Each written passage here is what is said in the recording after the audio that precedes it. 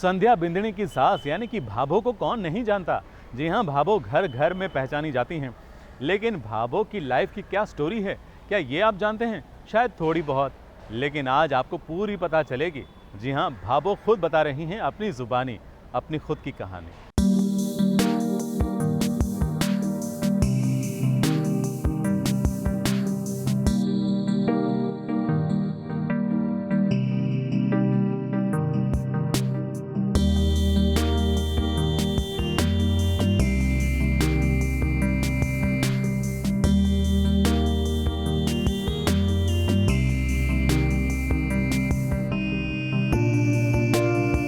भाभो के नाम से वो घर घर में जानी जाती हैं। अपने दमदार अभिनय से पहले वो सिर्फ राजस्थानी फिल्मी चाहकों के दिलों पर राज करती थी, मगर भाभो के किरदार ने उन्हें देश के बाकी हिस्सों में भी जाना पहचाना बना दिया।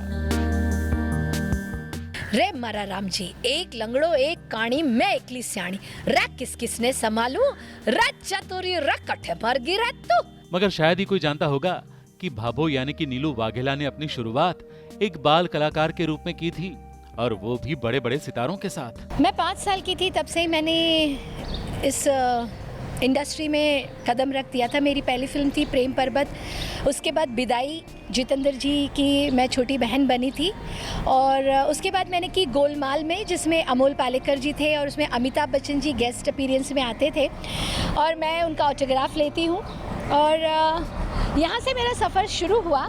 नीलू मुंबई में पली बड़ी हुई, हिंदी फिल्मों में काम भी मिला, मगर किस्मत उन्हें राजस्थानी फिल्मों की ओर ले गई और छोटी सी उम्र में वो बन गई राजस्थानी फिल्मों की छोटी सी बिंदनी।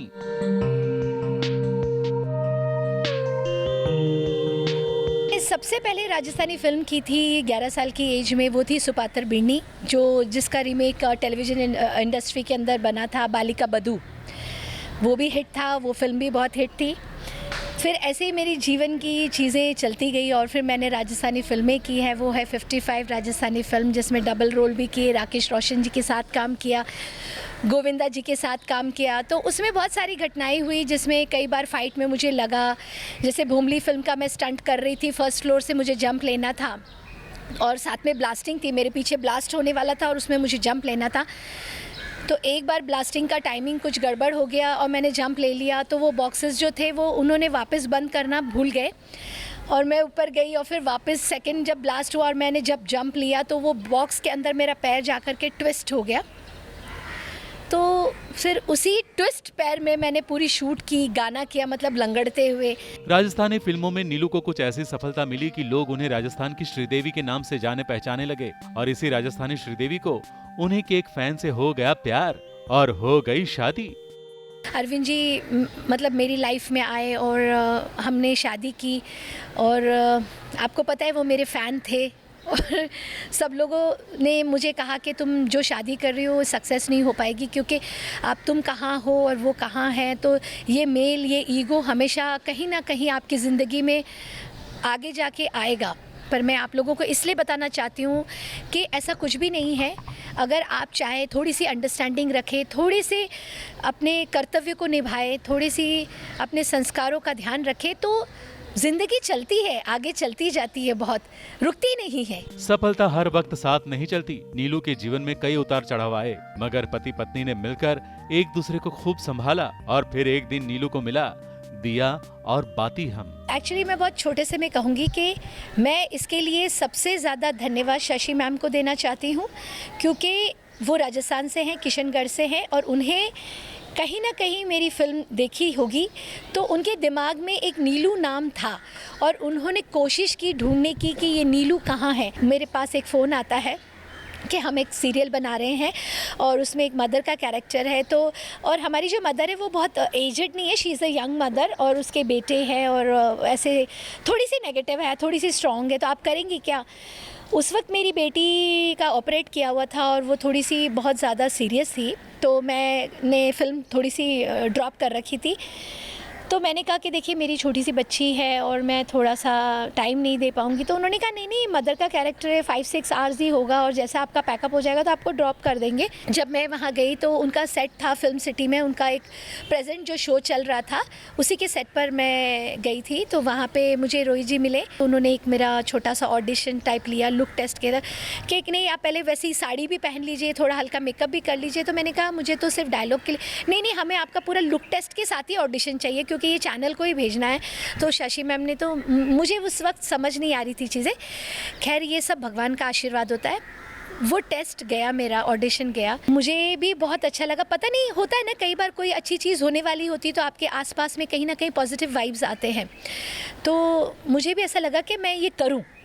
मुझे ये नहीं पता था कि ये कैरेक्टर मेरे लिए इतना आइकॉन बन जाएगा, लेकिन एक हल्की सी पॉजिटिव वाइब ज़रूर थी मेरे आसपास में। फिर वो डील भी कंफर्म हो गई और मैं आई थिंक उनके इस प्रोजेक्ट में फर्स्ट होती थी जिसका उन्होंने सबसे पहले एग्रीमेंट किया और सबसे पहले बातचीत की। नीलू वाघेला को भाभो के किरदार ने प्रसिद्धि दिलवाई तो नच बलिए के कारण उनके चाहकों की संख्या और बढ़ गई। हाँ, नच बलिए का जो सफ़र जो है ये बहुत ही यादगार है मेरे लिए और अरविंद जी के लिए, क्योंकि जब मैं शूटिंग कर रही थी और अचानक मुझे पता चला कि नच बलिए हो रहा है, मुझे तो नहीं पता था इसके पहले, और उसमें जोड़ियों को मतलब भाग लेना पड़ता है।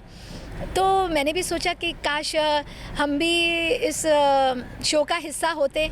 तो ऐसे ही मुझसे पूछा गया कि नीलू जी क्या आप भाग लेंगी नच बलिए में, पर दिमाग में ये नहीं था कि डेली सोप कर रही हूँ, 13 घंटे का काम है, उसकी रिहर्सल्स होती है और नच बलिए जो शो होता है वो इतने बड़े सेटअप के साथ होता है, मतलब 24-25 कैमरे सेटअप के साथ है और वन सेट गो में है वो सारी चीज़ें। तो मैंने अरविंद जी को आके बोला, अरविंद जी हम एक डांस शो कर रहे हैं उसमें आप भी कर रहे हैं। तो अरविंद जी बोले अच्छा, उनको भी ऐसे ही लगा होगा कोई छोटा सा नॉर्मल सा शो। पर जब हमने रिहर्सल स्टार्ट की तब तो हमारे पास 15-20 दिन थे एक एक्ट तैयार करने के लिए। हमने वो शो स्टार्ट किया, साथ साथ हमें एक रियलिटी शो का क्या एक्सपीरियंस होता है वो हमारे सामने आया। नीलू वाघेला के जीवन की कहानी किसी फिल्मी कहानी से कम नहीं है और ये कहानी कहीं न कहीं बहुत सारे लोगों को प्रेरणा भी देती है।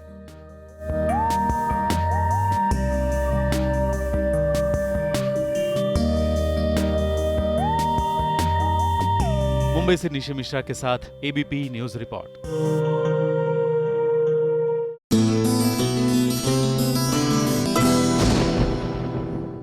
ये है एबीपी न्यूज, आपको रखे आगे।